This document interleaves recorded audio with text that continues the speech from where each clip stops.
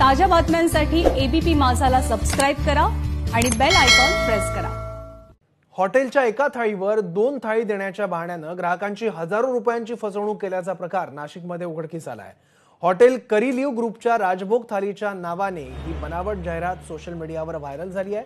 ऑनलाईनद्वारे थाळी बुकिंगसाठी 10 रुपयांचा व्यवहार करण्यास सांगितला जातो। एकदा ग्राहक तयार झाला की त्याच्या मोबाईलवर आलेला ओटीपी नंबर विचारला जातो आणि नंतर खात्यातून परस्पर पैसे काढले जातात। आतापर्यंत अनेक ग्राहकांच्या खात्यातून 10,000 ते 25,000 पर्यंत रक्कम काढत आतापर्यंत लाखो रुपयांचा गंडा घालण्यात आला आहे। या प्रकरणी सायबर पोलिसात गुन्हा दाखल करण्यात आला आहे।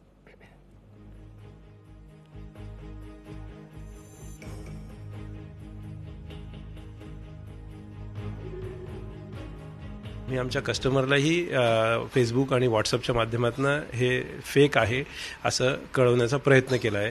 तरीही काही लोकांकडनं ते अशा गोष्टी होतात की त्यांना ते ह्या स्कीमला बळी पडतात आणि ते त्याच्यावरती त्यांच्याबरोबर ट्रान्झॅक्शन करतात। तर अशा पद्धतीचं ट्रान्झॅक्शन हे काही मोठ्या ब्रँडबरोबर अजून होत असेल, अशा कुठल्याही पद्धतीचं स्कीम ही करीलिव्ह ग्रुपकडनं किंवा राजभोग थाळीकडनं कुठल्याही आउटलेटला आम्ही केलेली नाही।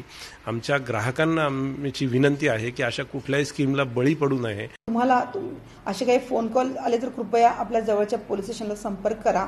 तात्काळ ही बाब आपल्या घरच्या लोकांना तसेच जबाबदार लोकांना निदर्शनास आणा आणि त्यांच्याद्वारे पोलिसांशी संपर्क करा। कोणताही आताताई निर्णय कृपया कोणीही कॉलेज वर्गातील मुलं असतील मुली असतील त्यांनी घेऊ नये।